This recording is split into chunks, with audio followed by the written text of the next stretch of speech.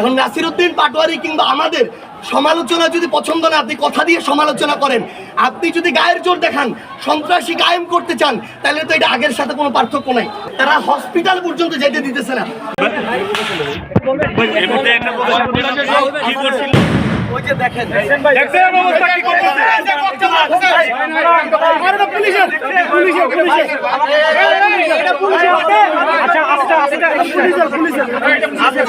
একটা জিনিস দেখেন, এখানে আমরা বক্তব্য দিয়ে কিন্তু চলে যাচ্ছিলাম, গাড়ি বের হয়ে যাচ্ছিল এখান থেকে। এরপরে আমাদের গাড়ির উপরে কিভাবে রড নিয়ে, দেশীয় অস্ত্র নিয়ে ছাত্রদল, যুবদল, বিএনপির যারা সন্ত্রাসী তারা কিভাবে আক্রমণ করছে, আমাদের মিডিয়ার গাড়িকে নাসিরউদ্দিন পাটোয়ারির গাড়ি ভেঙে চুরে শেষ করে দিচ্ছে, ভিতরে পায় নাই। পরে আমি যে গাড়িতে ছিলাম, নাসির ভাই যে গাড়িতে ছিল, ওই গাড়িতে তারা রড নিয়ে গাড়ির উপরে উঠে পর্যন্ত গ্লাসে মারছে, 2 গাড়ি বের হয়ে গেছে। এরপরে আমাদের যে জেলার সেক্রেটারি এনসিপির, তার এখানে হাত ভেঙে ফেলছে, একদম রড দিয়ে পিটায়, একজনের চোখ উঠায় ফেলছে, একজনের এখানে মুখ ফাটায় ফেলছে।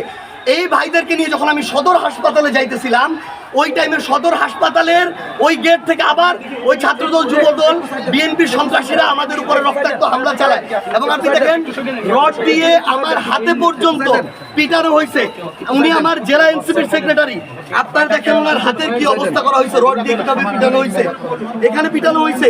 এবং এখানে আরো এমন অনেকে আছে যাদেরকে ওরা আলাদা করে আটকায় রাখছে, আটকায় যেভাবে ইচ্ছা ওভাবে পিটাইছে। এটা তো মানে আওয়ামী লীগের খুনি বাহিনীকে ওরা ছাড়াই যাইতেছে।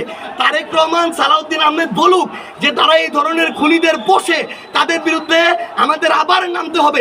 এরা ভুলে গেছে এরা 17 বছর কি জুলুমে ছিল, কিভাবে এরা অন্যায় শিকার হয়েছিল। এরা ভুলে গেছে যে এই জুলাইয়ে আমরা কিভাবে কি করছি একসাথে সবাই মিলে। কিন্তু আজকে এরা সন্ত্রাসী খুনি বাহিনীর মতো মানুষ মারার জন্য উদ্যত হয়েছে। আপনি দেখেন আমার একটার পর একটা আক্রমণ, আমার সাধারণ যারা আমাদের সমর্থক নেতাকর্মী, তাদের কাউকে পর্যন্ত তারা হসপিটাল পর্যন্ত যেতে দিতেছে না। উনার এই হাত ভেঙে শেষ, উনাকে হসপিটাল যাইতে দিচ্ছে না। আমরা ওইখানে আমাদের কয়েকজনকে আমাদের কয়েকজনকে হসপিটালের সামনে এভাবে মাটিতে ফেলে, ছাত্র দলের যারা ছিল এখানে সন্ত্রাসীরা, ওরা এভাবে মাটিতে ফেলে পিটাইছে।